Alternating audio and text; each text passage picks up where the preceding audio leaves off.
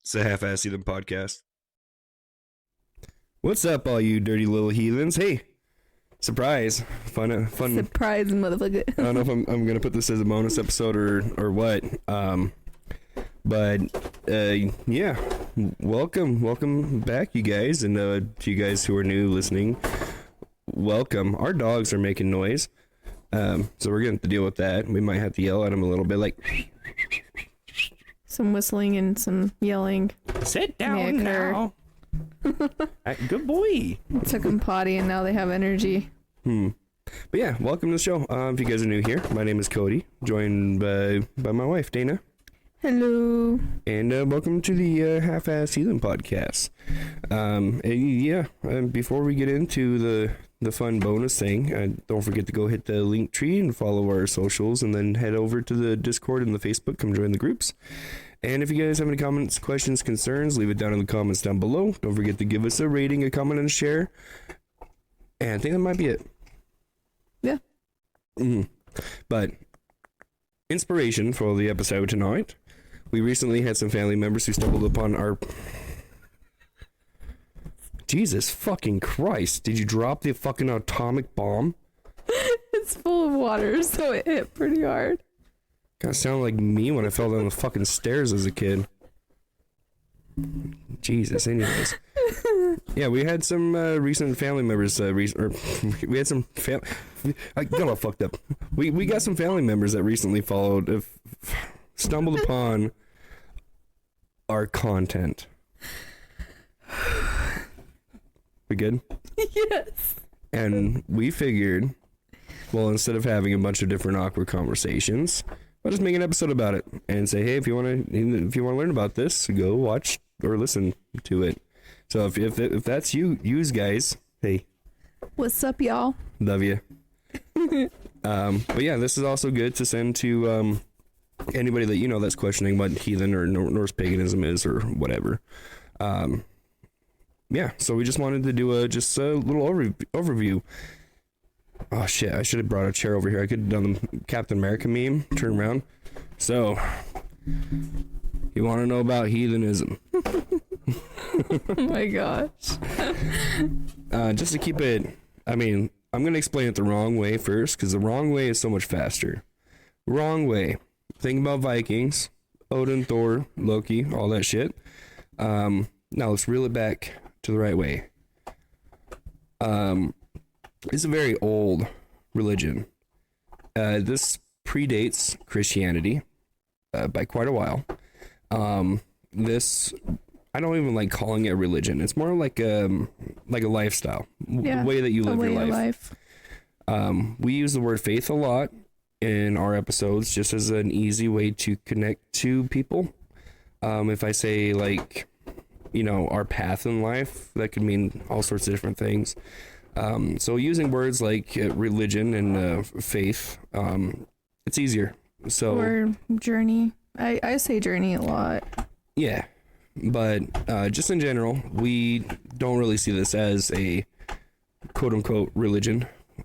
We don't have a organized group that we go to every Sunday, or we don't have a building that we can go to. There are far and few in between heathens out there in this day and age. The number is growing bigger, but I feel like most are just kind of like cosplaying like they're Vikings. So, yeah. Let's exclude those guys. I mean, Viking stuff do be cool. But that's not why we're here together. I feel like we have some reverb on or something. Yeah. It's off. Now it's on. Now it's off. Now it's on. Now it's off. Anyway, sorry. ADD. But I have a brief little timeline, and this is just the information, like, from what we have history-wise. Just a little timeline on historical findings, historical writings, basically anything that you can find in a history book, all just like condensed into one little list. We're gonna go down on that, and then we'll talk about like the different paths within heathenry and stuff like that. Yeah. and then I'm gonna pull up that one book that I started, and then something was like, hey, stop working on that right now. Mm-hmm. But yeah. So anyways, so between 500 BC and 0 CE, so they changed BC from before Christ to before Common Era, so BCE, and then CE Common Era instead of AD after death. So instead of BC AD, it's BCE and CE. So I might fudge those up in between. So 500 BC to 0 CE, we have the early Germanic tribal region. So what Germanic means is, if you think of where Germany is now, before Germany was even a sperm in his daddy's ball sack, there was had a different name, a different region, different breakups. It wasn't really a country, just a bunch of different tribes around the area. So we call them Germanic peoples because that's kind of where they originate from after the Indo-European migration. And anyways, I didn't go back that far because I was like, that's a bit too much even for me. Actually, that's just enough for me. Anyways, so yeah, the year 500 BCE to 0 CE, we have the early Germanic tribal religions. So proto-Germanic peoples, so proto meaning before. My gosh, the background noise. They're fine. They're cute puppies. But proto-Germanic peoples begin to branch off from other Indo-European cultures in Northern Europe. So like I said, you have the Indo-European migration, and then that's when we get the proto-Germanic people. If you don't know what the Indo-European migration is, do some research, motherfuckers.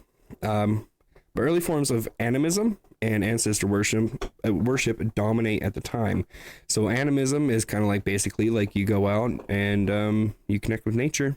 You go, hey tree, you're alive, I'm alive, we're one. Hey sky, hey air, air, you bring me life. Sun, you bring me warmth. Water, you bring me liquid. So it's like talking to him like a person. Yeah, like yeah. Yeah, then they used to also venerate their ancestors, and that's where we get the we get last names like William's son and stuff. That's just And Smith. and then we always relate it to Lord of the Rings. I'm Aragorn, son of Arathorn. And like, you know, that's how they would Introduce themselves. they would name themselves after their dad, or at least their last name. So I would be Cody. I would be Cody Isaacson. Or would their dad name them after him? Yeah, yeah. Okay, because you said that they would name themselves after their dad. I don't know. Yeah, just broadly speaking. It didn't connect in my brain. Yeah. Anyways.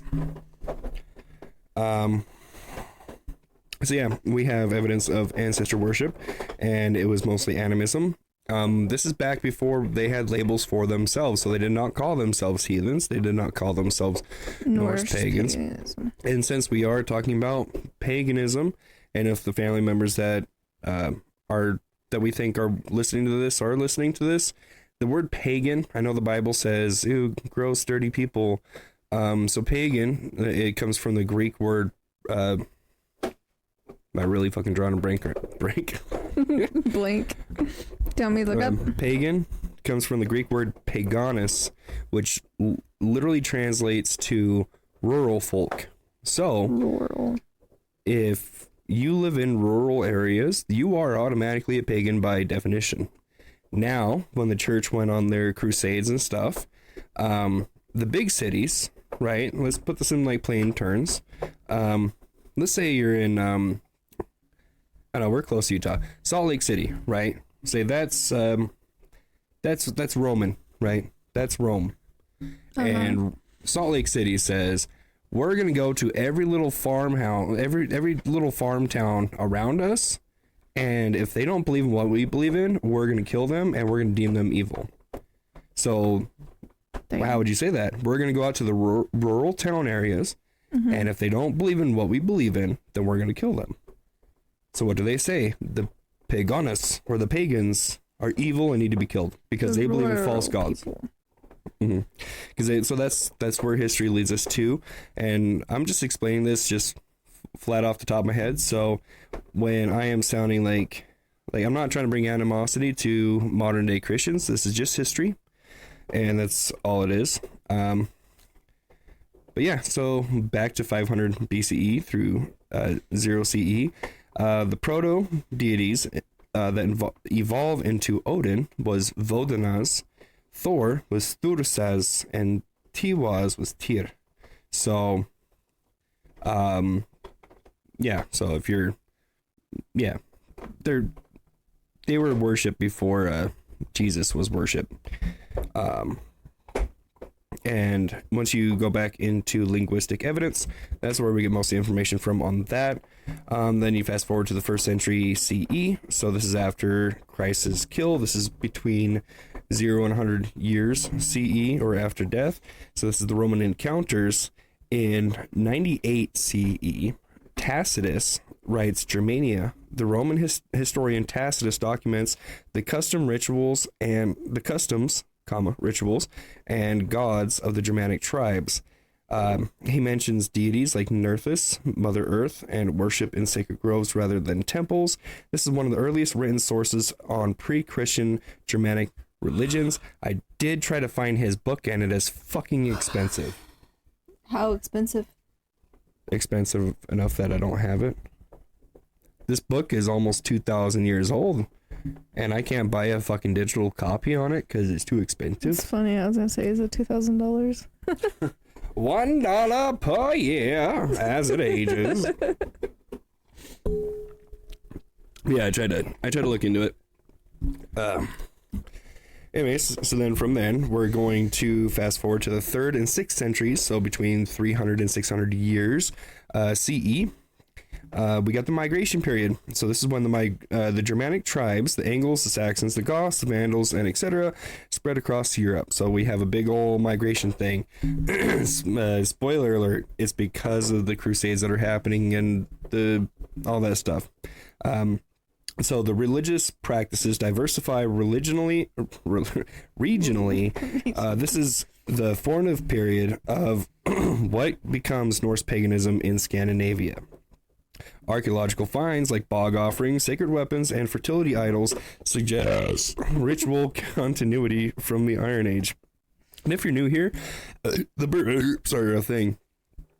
Lots of burping. And I had leftover ribs from the other day, and my burps taste like ribs, and I'm happy with it. It's been smelling like chili. Fast forward to the years 550 to 800 CE, we get the Vendel and early Viking Age religion. So here's where most of this timeline's where most of the early forms of runic inscriptions that we have come from. It is believed that when it came down to runes, and I believe it's the Celts or the Druids that used to do runes on sticks. So wood, it breaks down, it degrades over time. So we don't have hardly anything when it comes down to their history, because it's believed that it was on wood, and would go bye-bye. Wood, what's the word? It starts with a D. Dick. No. Druid. Stop. No, I thought. Decompose. Yep. It decomposes. Yep. Decompose. So I would say all. Well, not all, because we have like deer antlers and stuff and weapons. But yeah, so this is when, we find the evidence is mostly carved into stone. It's carved into weapons, carved into like that famous deer antler that I always reference when everybody's like, oh, runes are still magical. And then I'm like, this one says antler. What if like a rune stone could be wood, because it over time gets hard? What's it called? Petrified. Oh no, that's that's a whole process. It's not like it sits there and it happens. It happens. It goes through stuff. Yeah, it's a whole process. Oh, okay. Then never mind. Yeah. So, anyways, 550 to 800 CE, we got the Vendel and early Viking Age. Oh yeah, read that. So we have rich burials in Sweden, Vendel and Valsgårde. show symbols tied to Odin, Thor, and Freya. Sacrificial sites like sacrificial sluts like Gamla Uppsala emerge as key cult centers. Runestones begin appearing with reference to the gods with afterlife beliefs. So there, yeah, we still see that we started at what, 500 BC, and then now we are 550 CE, so 1,000 years later. We're still seeing the same gods referenced and all that stuff. Fast forward to 793 CE, the Viking Age begins. So this is when, the Vikings start to pop up. My list does not say this. For the people who are new to this, Viking was not a race. It was not an ethnicity. It wasn't really even a culture. A Viking or a Vikinger meant basically it was a pirate. It was what it was. So if you were going to go a Viking, you were going out to sea and bringing back goods. It's essentially what Viking means. It honestly doesn't really mean warrior, I don't believe. It's like, God, I forgot the definition of Viking. But yeah, so not a race, not an ethnicity. It was basically a job title. And there's a lot of people out there, especially if you go on TikTok, that fucking toxic place. Yeah, a lot of people contest that and be like, no, it was a religion. It was blood. No, it wasn't. Fuck off. Then we got, so evidence. I mean, it's not really evidence, it's history. So the raid on Lindisfarne marks the start of the Viking Age, 793 to 1066 CE. Norse religion is thriving. Gods like Odin, Thor, Freya are central. Ritual bloats and seasonal festivities like Yule and Winter Nights are common and still continued on now that even though it's been Christianized. Christmas is Yule, Easter is Ostara, and on and on and on. I mean, Easter, it's the first like Sunday after the full moon or something like that. And then you wonder, like, why are there rabbits? Why are there eggs? They're symbols for fertility. Rabbits fuck like crazy, and then they have a bunch of babies, and eggs spawn life. A lot of babies. Also, there's Tuesday, Tears Day. Yep. Thursday, Thor's Day. Friday, Freya's Day. Mm-hmm. And Sunday's the day of the sun. And then Monday's the day of the moon. Yeah. Yep. So we got Sunday, Moon Day, Tears Day, Vodun's Day. So if you ever wonder why Wednesday is spelled so funny, it's because Odin, back in Proto-Germanic times, or actually, no, wait. I think it was the Anglo-Saxons that changed it to Woden. Woden. Odin is said in a lot of different ways. Yeah, so it would have been Woden's Day or Woden's Dager, and then you got Thursday, Thor's Day, and Friday is Freya's Day or Freyr's Day, whatever you want to believe. And then they say that Saturday was from the Romans with the Roman god Saturn, which is the god of war? No. Saturn was one of the only gods that didn't really change between Greek and Roman. So Saturn, it's its own thing, if my memory serves right. Yeah. But I will contest that. You're telling me, right, that these early pagan peoples, before calendars existed, and they have holidays and their seasons mapped out based off of sun locations, moon locations. They can tell you what day of the year it is by the stars, and they didn't have a similar system to what we have. I don't know if you noticed, but when weekends come, the weather, it's pretty similar. It can rain all week, and then it can be sunshiny on the weekends, or opposite. Sunshiny all week, then finally when the weekends come, like we'll have like 4 weekends in a row where it's just gross. Yeah. So I would contest that it's not Saturn's Day. I would say it's Sather's Day, which Sather is the basically the Old Norse word for magic. It's the magic practice. Sorry, I'm just trying to cover all sorts of bases for the new people out there. Yeah. So yeah, we still have rituals, bloats, and seasonal festivals, but Viking Age is like Viking. Then we're going to go to 900 to 1000 CE. So this is when oral tradition and early writing really started to prosper. We have the Eddic poetic edits. The Eddic poetry and sagas are passed down orally. Mythic stories, I mean, that's not completely correct, but yes. Mythic stories about the gods and heroes like Thor, Loki, and Balder are refined during this time. Paganism, strong in Iceland, Norway, and Sweden, though Christianity is spreading southward. So again, we get some more migration. And I mean, at this time, so when they say that it's going southward, so Iceland, this is when the Vikings, when Leif Erikson, son of Eric the Red, he came down from Iceland to Canada, or was it Greenland? One of the two. And then he came down into Canada, and then the Vikings spooked all the Native Americans. They went, oh shit, and they ran down south. So a whole nother thing. That's why people from Minnesota talk so funny. That's why people from North Dakota sound funny too. Is because they were those areas, they were settled by the Vikings almost 400 years before Christopher Columbus was even a fucking sperm in his daddy's balls. But yeah, at this time, paganism remains strong in Iceland, Norway, and Sweden, though Christianity is spreading southward. I read that wrong. Christianity is, you need me, baby. 960 to 1030 CE, we have the Christianization of Scandinavia. Denmark converts under Harald Bluetooth, which, fun fact, your Bluetooth on your phone is named after this guy.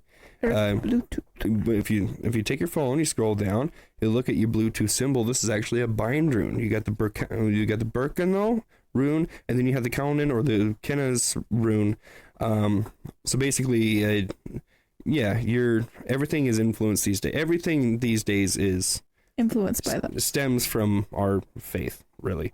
So yeah, that was about 965 Common Era. The Norway converts under Olaf Tryggvason in around 995 CE, and Olaf Haraldsson, Saint Olaf, 930 CE. Iceland officially converts at the Althing in 999 or 1000 CE, though private pagan practices continues. So when it says that Iceland officially converts at the Althing, I believe that's at a court or something. Could be wrong. Do your own research. Then Sweden resists longest. Uppsala cult remains active up to the 11th century. Then we got the 11th century. We got 1150 to 1220 CE recording of the Old Norse myths. So we got Saxo Grammaticus from 1150 to 1220 CE writes the Gesta Danorum, Deeds of the Danes, blending myth and history. He records versions of Norse legends like those of Odin Freyr and the hero Starkad. First I'm hearing of that fucking name. What the hell? Through a Christian lens. And then we have Snorri Sturluson. Snorri Sturluson, which is the guy who... wait, hold on. Let me just read this before I go off. 1179 through 1241 CE, he writes the Prose Edda and Heimskringla, preserving the Norse mythic cycle and skaldic traditions. This is the foundation of modern Norse mythology. Yes, it is. So Snorri Sturluson, his grandfather, I believe, was like a Viking king or something like that. So he was raised with learning how to read and speak Old Norse. And so when they found this basically like a book. It's called the Codex Regius. Google it. I have a copy on my phone, which I need to transcribe down onto paper. But this is basically they find this Codex Regius, and then Snorri goes, hey, I'm going to write this shit down. But then he couldn't write it down because at the time it was evil to be pagan because they were just killing pagans left and right. Mostly because they just took baths and they smelled good and all the women went to them, and then all the Christians were like, they're bewitching our woman. No, you just stink. But anyways, so yeah, so we have the Prose Edda and then the Poetic Edda. The Poetic Edda is supposed to be more true to it, and then we have the Prose Edda, which is his Christianization of it. It's not their gods, it's the gods are they're kings of different kingdoms and stuff like that. And there are stories in there that we get that we don't get in the poetic Edda, and it could be Snorri inserting his own stories that he was told as a kid growing up. It could just be his own insertion, whatever. But yeah, he writes this under the guise of Christianity to continue on, like this says, the skaldic tradition. So when you hear the word skald, you want to think bard. Like, I don't know. You ever play Skyrim? You go into the damn, the thing with the fire, the inn. Go into the inn, somebody's playing a lute, and if you like... Some music is happening. Yeah, and if you pay him some music, or pay him some money... He will sing a song about you, the Dragonborn, and sing your achievements. So that's basically what a skald was. But also skaldic magic is a belief in this walk of life. Basically, vibrations through singing will cause magic things and whatever, and we can get into vibrations later. If you're hearing this and you hear vibration and you're getting cringe, I get it. Totally understand. I'm on the same page, but I got a scientific explanation to you if I remember later. Babe, please help me remember. I will try. Anyway, sorry. We're almost through this list. Do you see I'm trying to get this through? We got this, babe. Almost a half hour in. All right. And then we're going to fast forward to 1300 to 1800 CE. We got the folk survival period. Heathen practices persist quietly in rural folk traditions, charms, ancestor veneration, Yule customs, and reference to the Vatir or the land spirits. Christian syncretism absorbs many old practices into local superstition and seasonal festival. This is where we start to get Christmas. This is where we start to get Easter. This is also when I'm going to just say allegedly because I don't want to get sued because I'm not a professional on the timelines with it. Yeah. But then they took stories from the Norse gods and then they attested them to the different saints in the Christian churches. Like my favorite example, in one of the Norse stories, we have Sigurd, the dragon slayer. You go to Christianity, you have Saint George, the dragon slayer. I mean, it's right there. Sigurd, Saint George, they both S's, they both kill dragons. It's so... just similar. Yeah. So this is when they start to take old pagan stories and turning it into their own. Turning it to how they want to see it. It's just like it's just like if anyways, whatever. They tried to take over a place and they were like, let's do this small increments. So they would change one or two things throughout the history for 5 years, change another things the next 5 years, change another things the next 5 years. It's like a slow adaptation of stuff. It's the same stuff that they're doing with us on the fucking internet and the news and all that shit. I mean, everybody forgets about 10 years ago. They just think, oh, the world's fucking crazy chaotic now, and it's always been like that. America sucks. Like, no, it was great back in 2007. It was awesome. Mm-hmm. But everybody forgets about 2007 because most people that are voting now weren't born until 2007. Time. Yeah. Yeah, so it's easy to change history, and it's happened multiple times, it's especially with Christianity. History. And that's just how it was, and that's how it is. And then we're gonna fast forward to the 1800s. So we got the Romanticism and rediscovery. Norse myths are revived in literature, art, and nationalism. And you can check out Wagner's Ring Cycle. I don't want to cycle his ring. From the 1870s. This time, scholars begin translating and studying the Eddas and Sagas. Seeds of Norse paganism revivals are planted. Do you want me to read some? I am on a roll, baby. Okay. So now we're going to fast forward through to 1960s to the 1990s. So we got the modern heathen revival. Okay, now we can breathe. That's the history. Now we're getting to the modern stuff. This is where the modern practices start to stem from. Come on in. So in 1972, there was there's a big word. I don't know if I can read this. I have a hard time with big words in English. What word is it? It's that one right there. Oh yeah, fuck that shit. It's the it's Ossetru Felagis. Oh, I got it.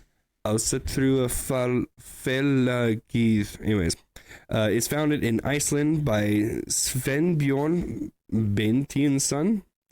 Ben Tennyson. First modern legally recognized heathen organization. So this is why it's important. They started the groundwork for the legal modern religion to be recognized in Iceland. Heathenry spreads through Europe and North America under the various names of Asatru, Fornsider, and the Troth, etc.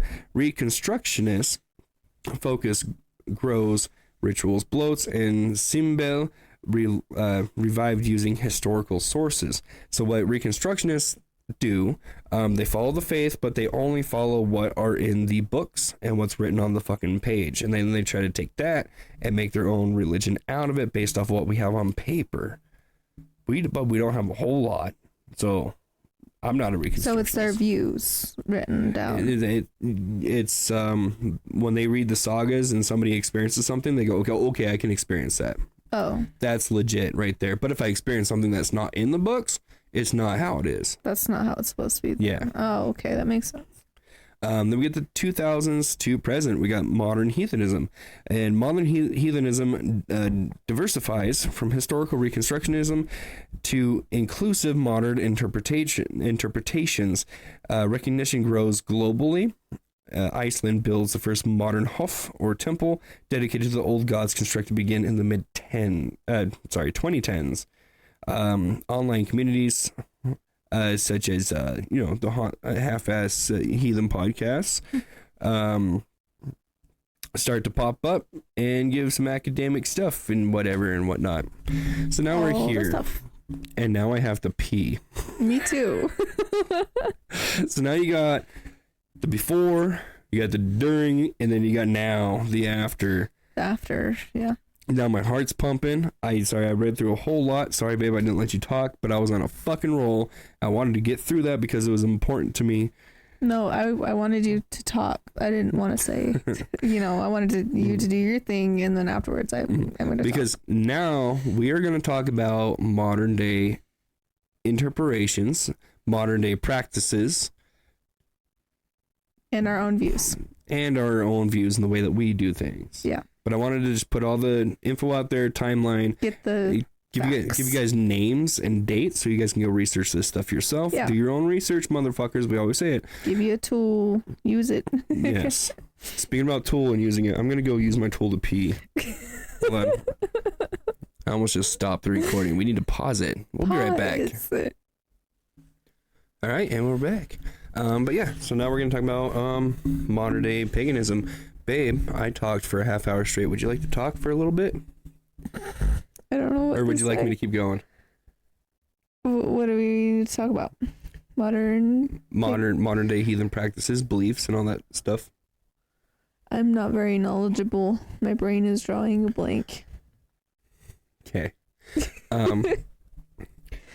Well, like I said, we can read a summary from one of my books, but I did not even pull it up when we were there. So, it's going to take a second. But basically, so we have the history of the Germanic peoples and the history of the Norse peoples. And that shows the core, the core of it. The core beliefs? Or the core something else? Well, basically, so we talked about animism, right? There's different types of spirituality. So like I said, animalism is basically talking to nature, seeing yourself as one with nature. Oh, okay. So yeah, I was writing a little handbook for heathenry, and in the first few pages, I wanted this to be like, you can buy one for like $5-6, carry it in your pocket, in your backpack, whatever. And then if somebody like asks you about heathenry, you can just pull it out, give it to them. But it's also a nice quick reference guide. Something told me to stop writing in it because I guess I just wasn't ready. And I mean, a couple weeks ago, I learned something new, and I was like, definitely was not ready to put that in the book because now I know about it. Yeah. So we'll see about when this comes out. But so I wrote a summary of basically everything I talked about. So one of the first pages is, what is heathenry? Heathen is a modern adaptation of Proto-Germanic faith and religion. This faith or spiritual path predates Christianity by, I put, thousands of years, which it probably does, but I can't can't tell you years. So do your own research. Heathenry is a polytheistic religion, meaning that we have multiple gods, most of which everyone has heard of: Odin, Thor, Freya, and many more. Although venerating our gods is important to us, venerating our ancestors and the spirits around us take precedent in our practices. Some of our main tenets in our family / kin: strength, wisdom, hospitality, self-sacrifice, honor, loyalty, truth, etc. As heathens, we not only see the world around us, but take the time to connect, take care of, and protect it. Learning old practices from those who came before us is something we crave. We do not praise the devil, honestly. We just don't believe in evil in general. All good has bad, and all bad has good. Our gods are not all knowing and all perfect. Just as we have our faiths, or just as we have our faults, so do our gods. Without life, you cannot have death, and vice versa. So basically showing that if you look into the stories of the Norse gods, they're not all knowing. They're not perfect. In fact, one of the things that I would like to tell new heathens or anybody interested in it, like our gods, they're not going to, like, I can't just sit there and pray to them and be like, hey, please help me. Oh my God. Like, they're not willing to help me unless I'm willing to help myself. Yeah, you can't like present them with an issue that you're going through and expect them to lay out a path for you. Like, I don't know. Yeah, just lay out a path for you, but you have to put in the work. Put in the work yourself to get to that goal that you want. And then keep your mind open for all those little taps on the shoulders. If you ask like hey, yo dog up there, big sky daddy, can you help me get a better job or something, right? He's not going to just be like, have somebody pull up to your house, be like, hey, you stranger, I want to pay you $1 million a year to do this. I offer you a job. Like, no, it's going to be like you're just walking through life, and then one day you hear somebody talk about, oh yeah, the job I work at is the same job as you're wanting and exactly what you need, and we have a position opening. It's going to be like, yeah, okay, yeah, I'll do that. Yeah, and you're actively searching for a job. Mm-hmm. We're just going to keep going through this just because it's only a couple pages, and I will touch on the different spiritualities of it. So, can I read one? Yeah, sure. So, the brief history of heathenry. Brief history of heathenry. Although heathenry is a modern take on a Proto-Germanic religion, the modern practice dates to 1972 CE. And big word. Sveinbjorn Ben Tennyson. No. Beintenson. I said earlier. An Icelandic sheep farmer. Uh-huh. Founded the first modern Austro religion that was organized by the Icelandic government. Recognized by the Icelandic government. This led to the creation of the big ass word, the Austro-Fellengathith. or the Austro Fellowship. This big step in modern paganism inspired the creation of the Austro Folk Assembly, AFA for short, which has alleged connections to white supremacy beliefs. We in Austro hold that our ethnic culture is vital and worthy of protection and promotion. AFA, Statement of Ethics. Or ethics, right? Ethics? Okay. Take that as you may. The steps these and other organizations have taken has made it easier and more mainstream for more modern heathenry to grow and flourish. Take a breath. It is important to acknowledge the steps that were taken all the way from our Proto-Germanic forefathers to the Vikings of Scandinavia, to Eric the Red, and all those who walked after them. Yeah, so there are, we're going to get into the labels and the different paths of heathenry. The main takeaway is that when you start to research into this stuff, you're going to find that white supremacists have basically taken a hold of a lot of it at the early stages of the recognized religion. This mostly stems from prison gangs for the most part. But there are people who believe that you cannot be a heathen or be Norse pagan if you do not have white skin or pure blood. Basically saying that if you're not descendant from Scandinavian ancestors, you cannot practice this. So is that what white supremacy is your skin color? Yeah. Oh. If you're not white, then you don't reign supreme. They're saying that if you're white, then you're better than everybody else. Oh. Mm-hmm. Huh. And for those of you that are new to this, Dana was raised in a cult. Yes. She wasn't taught this stuff. Nope. So she's learning along the way. That's why I ask questions and stuff too, is because I really do want to understand and I am curious. Mm. And she's got some dumbass next to her teaching her all sorts of stuff, and I hope I'm doing good. Shut up. But so now we're going to get into some of the labels or the different ways that you can practice heathenry.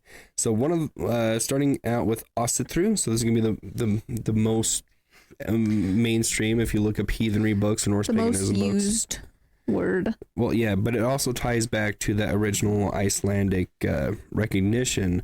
So the Ásatrú Folk Assembly was was stemmed from the first one, and then it just kind of like went to Ásatrú. Yeah. So Ásatrú is the faith in the Aesir. So there's two tribes of gods. We have the Aesir and the Vanir.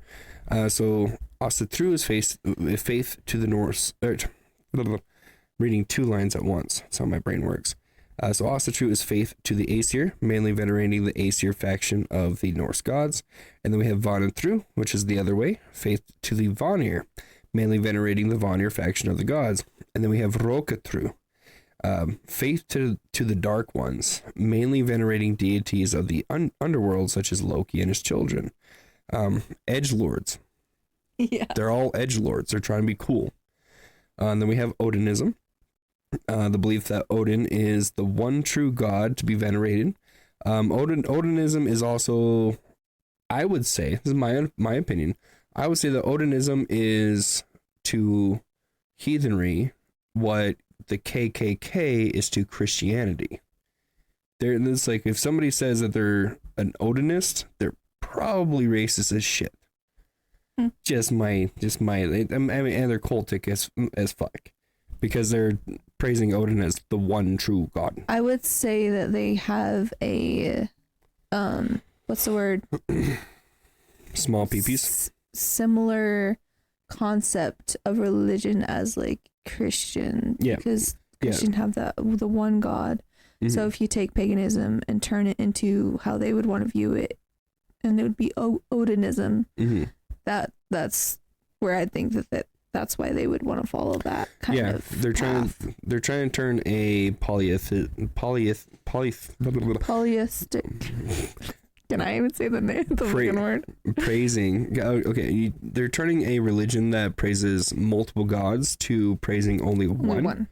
Which actually happened to Christianity. If you do your research and do your history, Christianity is the only religion that's ever went from polytheistic to monotheistic. They went from multiple gods to one god. They mixed them all together. I didn't know they did that. Oh, fuck yeah, they did. Oh. Yeah. Why do you think there's so many contradictions?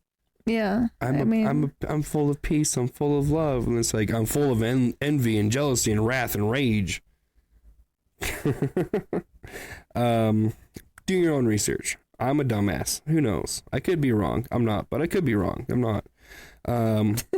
And then we got some more edgelords. We got the Lokians, almost exclusively follow and venerating the god Loki. And then we got the last two on the list, Norse paganism, or Norse pagan, a broad umbrella term for venerating all gods, spirits, and ancestors with emphasis on the pagan aspect of the practice. So again, pagan being rural, being out in nature. Heathen, another broad umbrella term, mostly used to avoid the use of labels. This is best for people who don't fall into any other category, mixing all practices of Norse spiritual paths. So that comes from the book that I'm working on. And then after that, I got a page of white supremacy symbols that you should be wary about. I'll just hold that up to the camera. So you get the winged Othala, then you get the black sunwheel. I'm sorry, you can see my Roku. And then the SS, and then the swastika. Those are yucky.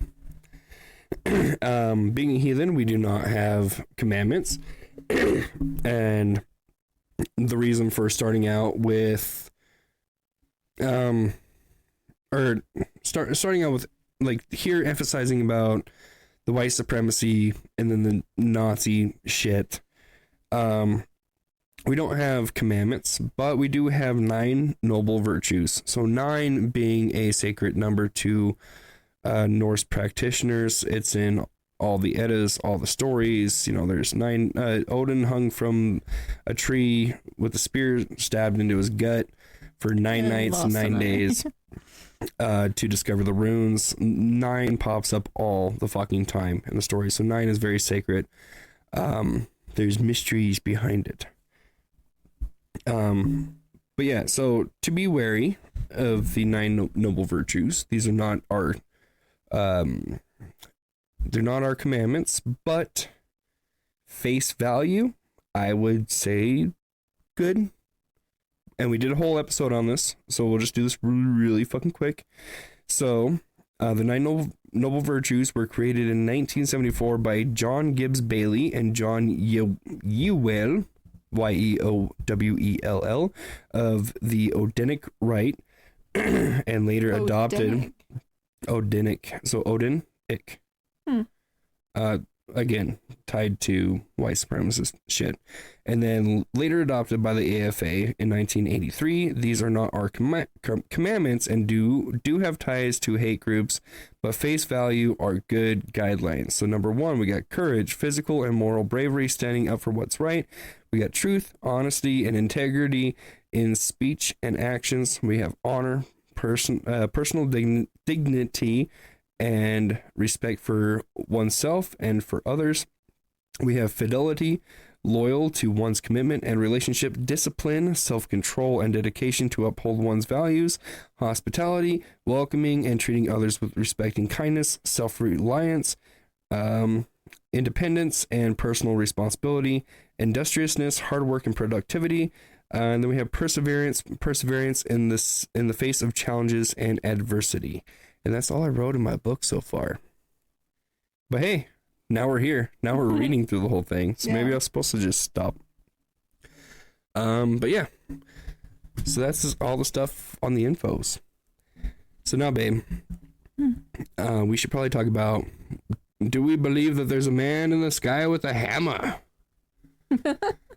Should you actually should you as a heathen believe that?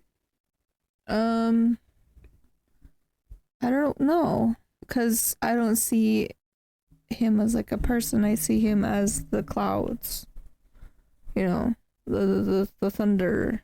He's a symbol. Yeah, it's not really that there's person up there doing all this. I don't know. Yeah, because we practice more the animist way. Yeah. This is the beautiful thing about heathenry. You can question. You can ask a lot of questions. You can do what feels right. And honestly, it gets confusing a lot of the time.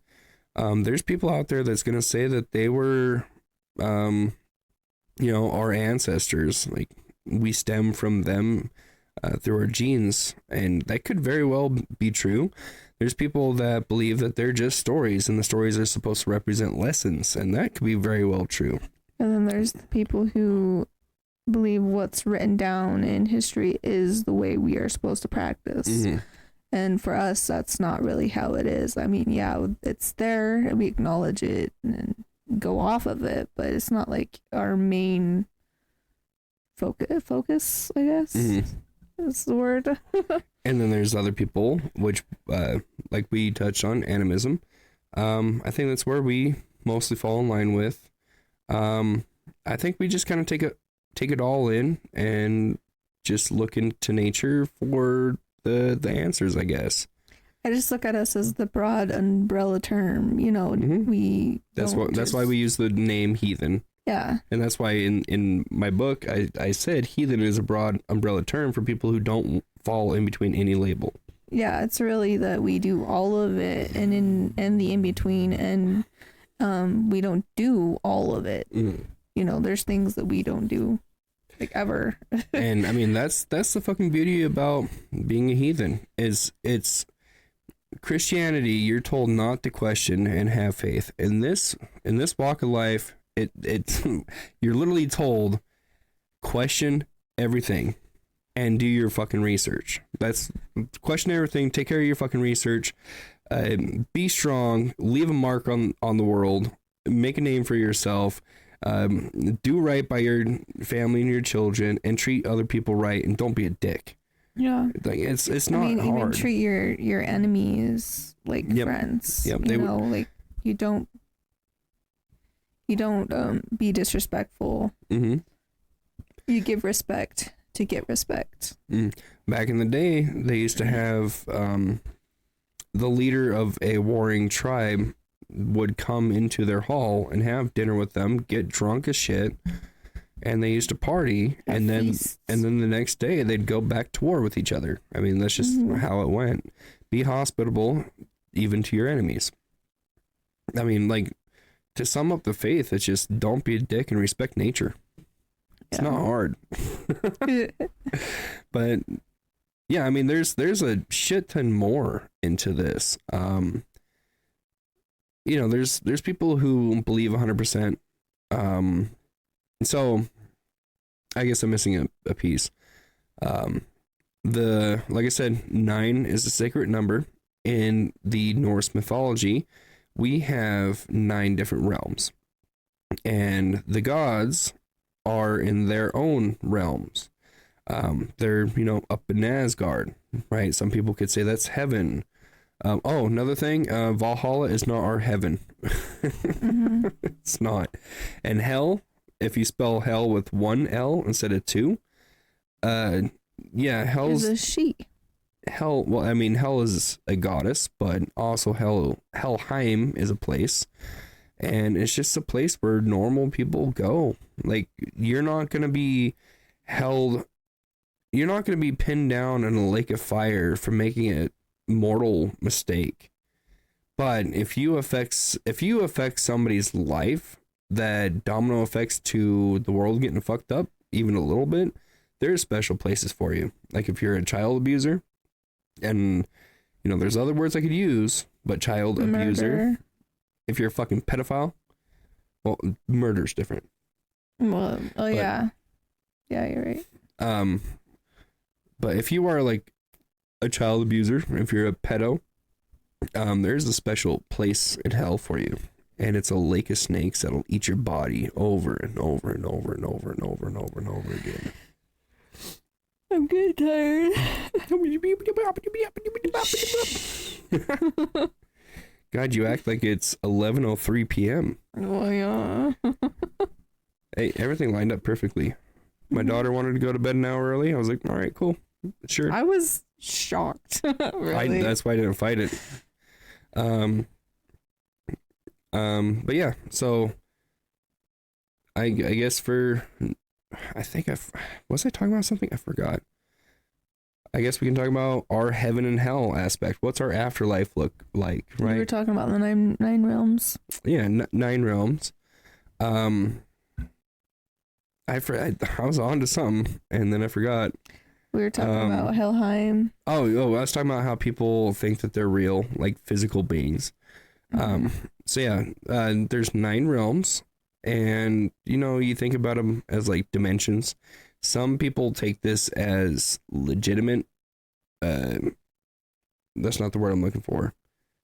Like it's real. Actual Yeah. actual things. And then there's people who believe that it's a metaphor, that the great tree of Yggdrasil, or the tree of life, is actually within us. And within us, we have 9 different aspects of us. And then this is reflected in the Norse outlook on our souls. There's 9 parts of your soul. So it can go either way. But yeah, there's people that believe the gods are actually in different dimensions and do visit Earth or Midgard. How many chakras is there? I think it's 7. Okay, because I was like, if there's 9. Yeah, there could be. I don't know. I believe it's 7. You got your phone? Yes. What do I say? How many chakras are there? But yeah, there's people that believe that the gods are literal physical beings, and there's actually cults out there that believe that the Norse gods are actually aliens. Yeah, 7. Hey, look at me. Look at me being all smarticles in my particles. I don't know why I thought there was 9. Because it would add up nice and it'd be great. But okay, don't mind me. Yeah, so some people see Yggdrasil as like, you know, the galaxy, the stars, and the stars are different realms and stuff. Yggdrasil, the tree. Which is fine. I mean, the night sky is pretty. There's times when I catch myself wondering, like what are they doing up there on that sparkly piece of the sky? It reminds me of my dream. Mm-hmm. I do want to repeat this because I feel like it's important. I had a dream where I was climbing a mountain, and there was so many obstacles in my way preventing me from reaching the top. And this deity, let it be God, the universe, whatever you believe in, comes up to me and says, I'm going to take your hand and we're going to get to the top of this mountain. And in my dream, I'm like, well, why are you going to grab my hand? Why can't I grab your hand? And this deity, God, whoever you believe it to be, it was Odin, says, because if you grab my hand, you can let go and you can get lost. But if I grab your hand, there won't be any letting go. We will be connected all the way to the top. Mm-hmm. I get to the top and there's this beautiful tree, and we sit down, and the deity, God, Odin, whoever it was Odin, says, no matter what faith or journey we have in this life, we will always end up at the tree. And that's when I woke up. Mm-hmm. And I feel like that's really important. I don't know. It's interesting. But whatever kind of like path you go down with Norse paganism, the main thing that you really should believe in is something called the Web of Weird, and it's spelled WYRD.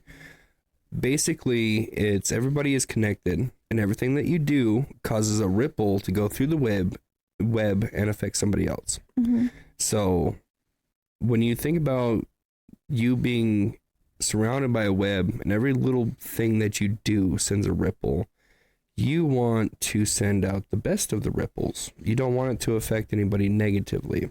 Yeah. That's why we treat people with hospitality, and we want our names to be known for as long as it can. Humans, like us as humans, like not like Neanderthal. I mean, like, you know, humans with our brain, we're almost 500,000 years old, and where we live anywhere between 40 to 80, 90 years, we're nothing but a blip. We're a blink of an eye. So if we can leave a mark on this earth and help future generations be better, that's what we strive for. That's why we started this podcast. I mean, we were just having conversations every night anyway, so we're like, fuck Always it, let's just talking about record it. But yeah, we wanted to help people dodge all the bullshit and be able to get to the true nitty gritty stuff, at least as much as we can, so you don't have to waste your time. That way you have more time to help build yourself up. That's what we believe in. And we get to talk about what we're passionate about in our lives. Yeah, so I mean, does it matter if there's a dude up there with a hammer? No, it don't matter. It doesn't matter if he controls the thunder or if we're just imagining things. No, it doesn't fucking matter. Yeah. What matters is what you do here and what you do now. Yeah. You leave a good mark. You be a good fucking person. You don't be a dick. You be strong. Quit being a bitch. Don't be a fucking victim. Move on with your life and make everything better for the future generation. I feel like it's live your life how you want to live it, and in a good way. Well, yeah, in a good way, but also like just to be free, like yeah. Don't worry about cussing the wrong things. Don't worry about have fun. Don't worry about sinning. Like you're like laugh, respect yourself. Like don't go out there and be a fucking slut, but also be free. Like when we die, we're all going to go to the same place, and some of us might get sent to better places or worse places, but yeah, when it comes down to it, if you're a decent fucking human being, then you're going to be okay. Yeah. But really, when it comes down to it, nothing matters. Nothing's real. I was going to say something about the web of weird. Uh-huh. Every time you mention the web of weird, I just think about that one person in high school or something that gave me a compliment. Mm-hmm. And that day I was just down in the dumps. I was like, I fucking hate this world, this blah blah blah. And then this person comes up to me and says, hey, I really like your outfit. And then I'm like, dang, that makes me feel so much better, and then my whole day is just better. And you have talked about this so many times, so it still affects you. Yeah, it does. Mm-hmm. One little thing. Yeah. And what's fun is my mom taught me that. She taught me about holding the door open for somebody. Like somebody could be having a horrible day, you hold that door open for somebody, and then that makes their day. They're just like one little small act of kindness, and so then they get all happy, cheery. Then they're walking into another door, and they're like, "Oh, I'll hold the door open for somebody else," and then that makes their day, and it's a ripple effect, and it moves on and on and on. Yeah. So really, that's what we believe in. I mean, like, I'm just gonna start repeating myself at this point, but I think I got all my points across. I think. Yeah. Like, yeah, we do offerings. We venerate the gods, even though it's up in the air whether they're physical or not. I think the world, the universe is a big thing that has to break itself down for us to understand it.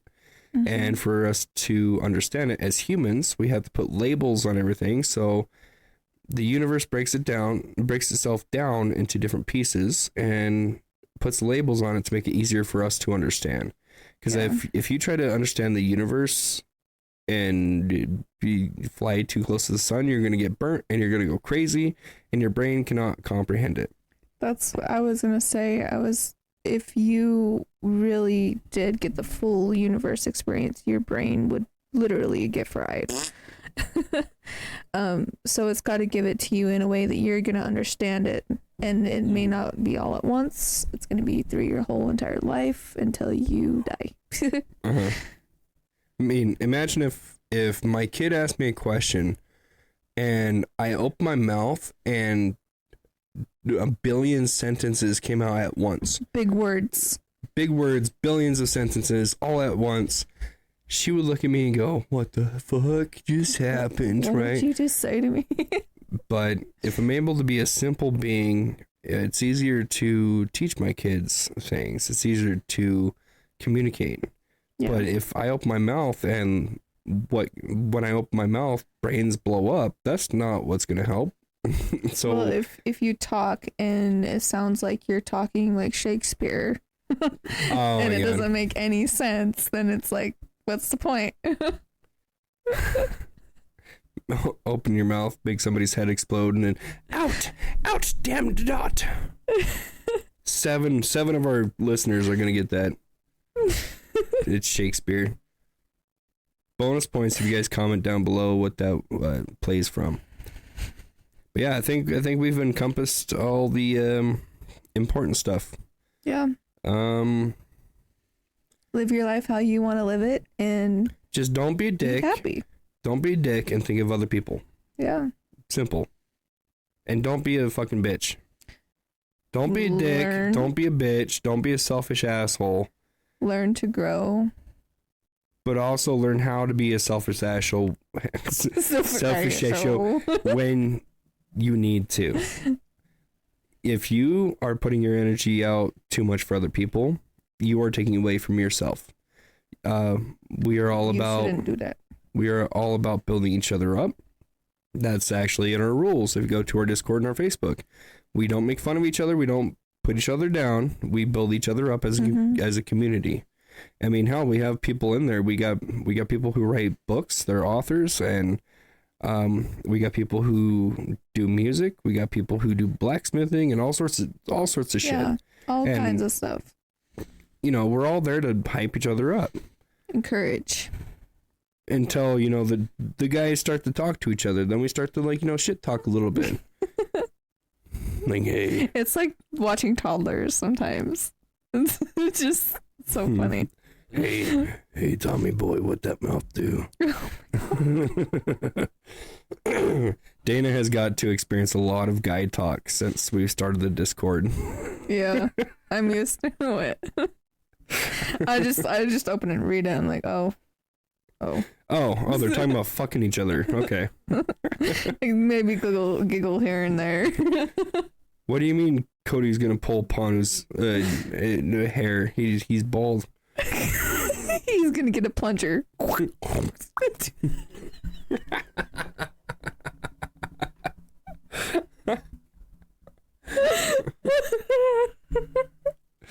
But yeah, the Discord gets fun. The Facebook, I don't know, everybody's kind of dead over there, but I think Facebook's dying in general.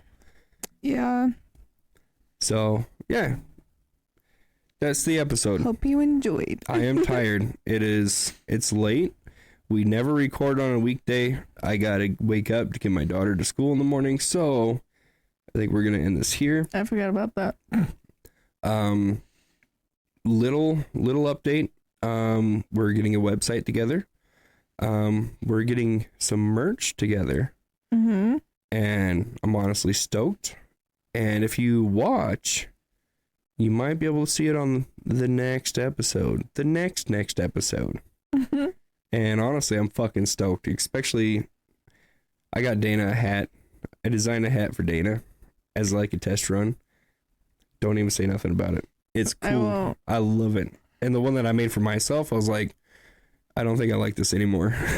But I already bought it, so we're going to see what happens. I can't wait for the shirts and stuff. Oh, yeah. I got some fun stuff coming. Yeah. I am forcing myself to make a design every day, even though I don't know what I'm doing. Feel like it's good. Do it anyways. Mm-hmm. Just do it. But yeah, we got a website coming. This is going to be like our central hub for everything. Our Thor book, if the book that we're reading today or tonight, if that ever sees the light of day, the podcast, if we ever do merch, we got merch. If we ever release our game, that's going to be on there. We're just going to have 1 point. But as soon as the website is live and it's up and going, I actually think I might not let it be live until there's enough on there for people to give a fuck about. Yeah, I agree. But I spent $15 whole for a year for our domain name. So we bought the domain name, but now we got to keep doing other stuff, which might have to wait till after Christmas because got Dana's birthday, spent a lot of money on. I got my daughter's birthday, I'm gonna spend a lot of money on. We got Halloween, gonna spend money on that. And we got Thanksgiving, gonna have a lot on that. And then we're gonna have baby coming in December, gonna have a lot of money on that. Then we're gonna have Christmas, gonna have a lot of money on that. And then we got New Year's. And then we got Kaylin's birthday. And then we got the boy's birthday. And then your birthday. I'm not spending money on that. Well, I am. And it's your money. It's the fucking truest statement stay-at-home mom could ever fucking say. I got you a gift. Oh, thank you. It's technically from I'll you. pay off the card. No, it's good. It's good. Honestly, like, I talk myself out of buying myself so many fucking things that if you were to be able to take charge and just be like, I'm buying him this now, it would help. I'd be like, holy shit, I do need new socks. I have had the same socks, my Puma socks. Oh my gosh. Grandma bought me those Puma socks before I knew you. Really? And I can't throw them away. I know there's holes in them. I cannot bring myself to throw them away. I've been sewing them very slowly, like with the holes. Thank you. I didn't even know that. Thank you. You're welcome. So sweet. Yeah, Grandma got those for me for Christmas one year. And I just could not, I just keep wearing them. Plus, Puma socks are, like, nice. They're comfy. They're one of my favorites to wear. Puma, if you want to sponsor some dumbasses. Come on, I'm already rocking some Deadpool jammies. I can rock some Pumas. I can show my... Oh, I'm getting caught up in the corner. Careful. I can show my ankles off a little bit. Ooh, look at how bright that is. Jesus Christ. Holy shit. You're like fucking glowing. Wait. Oh, I found the Holy Grail. It's my fucking leg. Oh my God. How is it so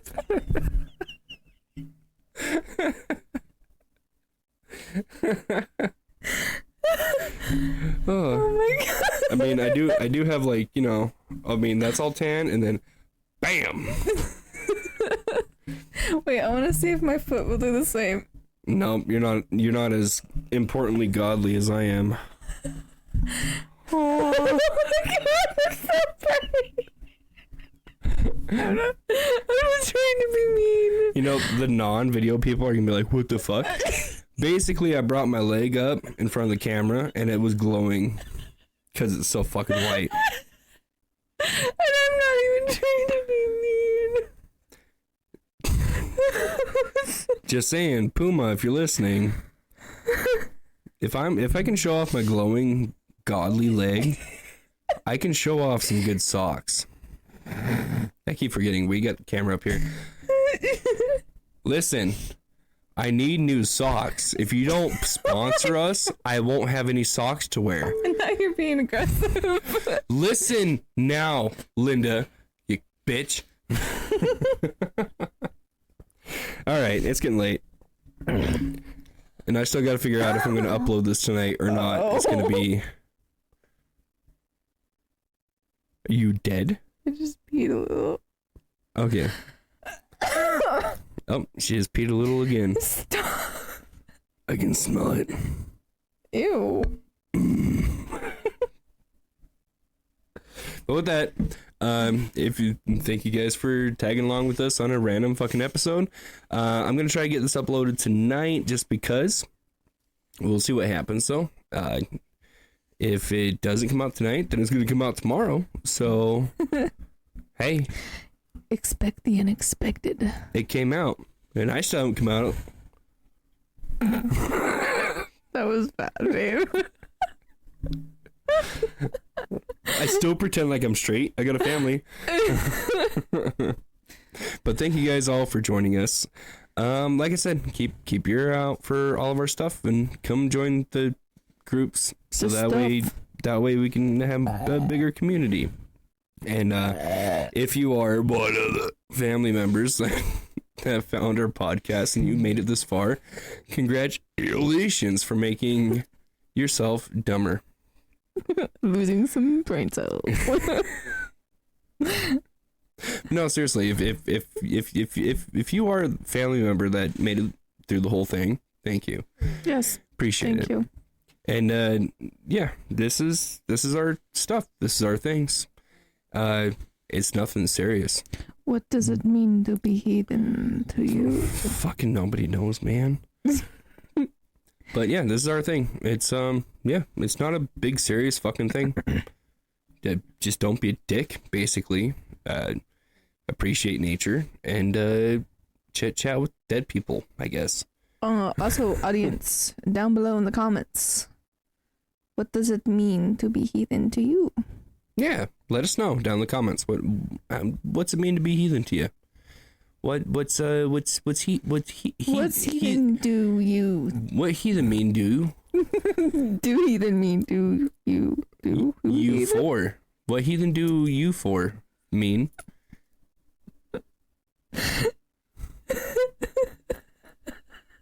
You guys are fantastic for tagging along. Anyways, but with that, she has to pee. Yes. Even though she peed a little bit on the couch. It's okay. I'll look that up later. It's not that bad. I know. Jeez. That's why I'm gonna look it up later. It's not like he ate asparagus or nothing. But with that, Linktree description. Hit link. Come join Facebook, Discord. Come chit chat with local like-minded heathens. I thought you were gonna say local moms. Single hot local moms in your area are waiting for you in our Discord. It's just Panu. Just fucking Panu. Oh wow, I can't wait to hang out with single moms in my area. Hello. How are you? How was your day today? In America, was it just was it good? My name is Panu. Nice I'm to sorry, meet you. Panu. I'm not. That's fucking funny. So funny. I guess it's a good test to see if Panu actually listens all the way through. Yeah. Just imagine you click on local single moms in your area, click, and then it's just fucking Panu.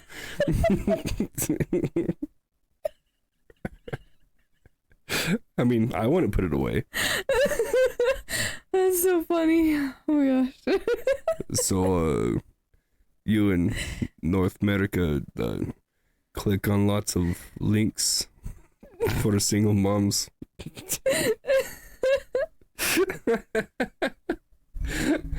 Now we're gonna have to make a shirt that just says "It's just Ponu." Yes. Okay. Yeah, do the stuff, do the things. Give us a rating, follow, share. Share us with your loved ones, your family, the people that you appreciate in life. Share us with the people that you don't like. Share us with the people that you hate. Share us with the people that you loathe uncontrollably. Share us with your local single mom. Panu.